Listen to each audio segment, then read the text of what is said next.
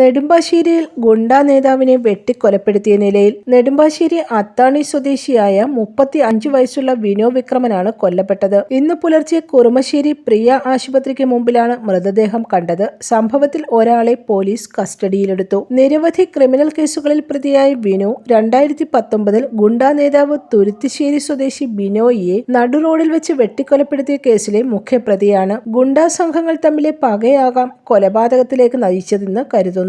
News desk press Malayalam.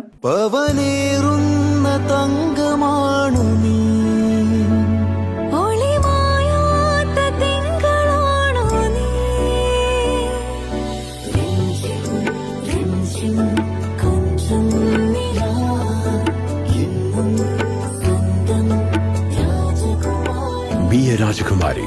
Rajakumari Gold and Diamonds. The trust of Travancore. Rajakumari.